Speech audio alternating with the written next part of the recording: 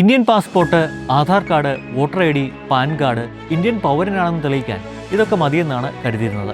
എന്നാൽ അടുത്തിടെ കേന്ദ്ര വിദേശകാര്യ മന്ത്രാലയം നൽകിയ ഒരു വിശദീകരണം രാജ്യത്ത് വലിയ ചർച്ചയ്ക്ക് വഴിവെച്ചിരിക്കുകയാണ്.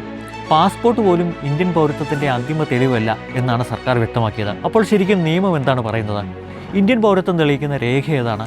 വസ്തുതകൾ പരിശോധിക്കാം. Welcome to profit explainer.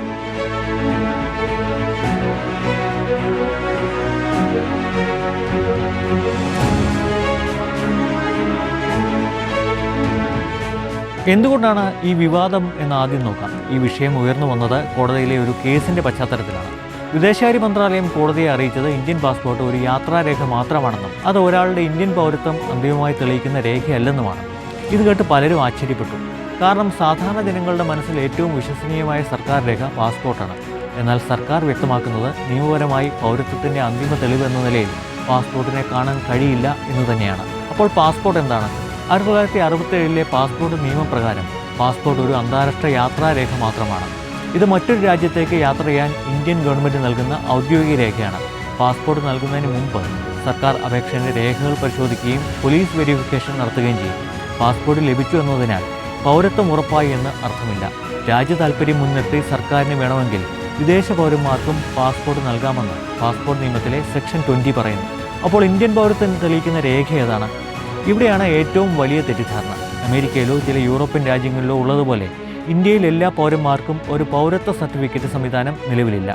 1955 പൗരത്വ നിയമപ്രകാരം രജിസ്ട്രേഷൻ വഴിയോ നാച്ചുറലൈസേഷൻ അഥവാ ഇന്ത്യയിലെ ദീർഘകാല വാസം വഴിയോ ഇന്ത്യൻ പൗരത്വം നേടിയവർക്ക് മാത്രമാണ് സർട്ടിഫിക്കറ്റ് ഓഫ് രജിസ്ട്രേഷൻ അല്ലെങ്കിൽ സർട്ടിഫിക്കറ്റ് ഓഫ് നാച്ചുറലൈസേഷൻ നൽകുന്നത്. ഇവയാണ് നിയമപരമായി പൗരത്വം തെളിയിക്കുന്ന ഏറ്റവും വ്യക്തമായ രേഖകൾ. ഇനി ജനനം വഴി ഇന്ത്യൻ പൗരനായവരുടെ കാര്യം നോക്കാം. ഇന്ത്യയിലെ 99% ആളുകളും ജനനം വഴിയോ മാതാപിതാക്കളുടെ പൗരത്വം വഴിയോ ഇന്ത്യൻ പൗരത്വം നേടിയവരാണ്.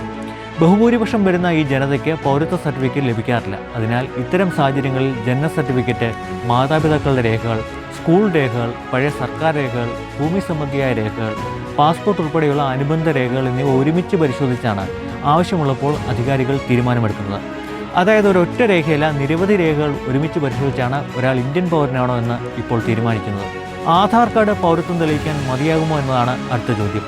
ആധാർ കാർഡ് ഇന്ത്യൻ പൗരത്വം തെളിയിക്കാനുള്ള രേഖയല്ല എന്നാണ് അതിനുത്തരം. ഇന്ത്യയിൽ നിയമപ്രകാരം താമസിക്കുന്ന ആർക്കും ആധാർ ലഭിക്കാം. അതുകൊണ്ട് ആധാർ തിരിച്ചറിയൽ രേഖയും വിലാസം സംബന്ധിച്ച രേഖയും മാത്രമാണ്. ഇനി വോട്ടർ ഐ ഡി.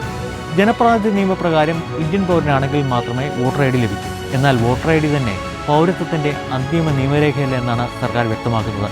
ഇത് അവിടെ തെരഞ്ഞെടുപ്പ് ആവശ്യങ്ങൾക്കായുള്ള തിരിച്ചറിയൽ രേഖ മാത്രമാണ്. പാൻ കാർഡും ഡ്രൈവിംഗ് ലൈസൻസും പൗരത്വത്തിനുള്ള രേഖയാകുന്നു.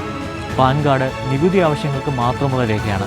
ഡ്രൈവിംഗ് ലൈസൻസ് ആവട്ടെ വാഹനം ഓടിക്കാനുള്ള സർക്കാർ അനുമതി മാത്രം. ഇവയിലൊന്നും ഇന്ത്യൻ പൗരത്വം തെളിയിക്കുന്ന രേഖയല്ല. കയ്യിലുള്ള സർക്കാർ വക കാർഡുകളൊന്നും പൗരത്വം തെളിയിക്കാനുള്ള രേഖയല്ലെങ്കിൽ സാധാരണ പൗരന്മാർ ആശങ്കപ്പെടേണ്ടതുണ്ടോ? ബാങ്ക് അക്കൗണ്ട് ഓപ്പൺ ചെയ്യാനും വിമാനയാത്രയ്ക്കും വിസയ്ക്കും സർക്കാർ സേവനങ്ങൾക്കും KYC നടപടികൾക്കുമെല്ലാം പാസ്പോർട്ട് ഇന്നും പൂർണ്ണമായും സാധുവായ രേഖയാണ്. കേന്ദ്ര സർക്കാർ പാസ്പോർട്ടിൻ്റെ സാധുത ചോദ്യം ചെയ്തിട്ടില്ല. അവർ പറയുന്നത് ഇത്ര മാത്രമാണ്: നിയമപരമായി പൗരത്വം തെളിയിക്കേണ്ട പ്രത്യേക കേസുകളിൽ പാസ്പോർട്ട് മാത്രം അന്തിമ തെളിവായി കണക്കാക്കാനാവില്ല. എന്തുകൊണ്ടാണ് ഈ വിഷയം ഇപ്പോൾ ഇത്ര വലിയ ചർച്ചയായത്? കാരണം ഭൂരിഭാഗം ആളുകളും ഇതുവരെ പാസ്പോർട്ടാണ് ഏറ്റവും വലിയ പൗരത്വ രേഖയെന്ന് വിശ്വസിച്ചിരുന്നു. ഇതിനിടെയാണ് സർക്കാർ നൽകിയ വിശദീകരണം പുറത്തു വന്നത്. അത് വലിയ ആശങ്ക ഉയർത്തുകയും ചെയ്തു. നിയമം കൂടുതൽ വ്യക്തതയോടെ പരിഷ്കരിക്കണമെന്നും പൗരത്വത്തിന് കൃത്യമായ സർട്ടിഫിക്കറ്റ് വേണമെന്നും അഭിപ്രായവും ഉയർന്നിട്ടുണ്ട്. ഏതായാലും സോഷ്യൽ മീഡിയയിൽ പ്രചരിക്കുന്ന പാസ്പോർട്ടിന് ഇനി വിലയില്ല തുടങ്ങിയ പ്രചാരണങ്ങൾ ശരിയല്ല. വാസ്തവത്തിൽ പാസ്പോർട്ട് ഇന്നും ഇന്ത്യയുടെ ഏറ്റവും ശക്തമായ യാത്രാ തിരിച്ചറിയൽ രേഖകളിലൊന്നാണ്. എന്നാൽ നിയമപരമായി പൗരത്വം തെളിയിക്കേണ്ട പ്രത്യേക സാഹചര്യങ്ങളിൽ അത് മാത്രം മതിയാകില്ല എന്ന് മാത്രം.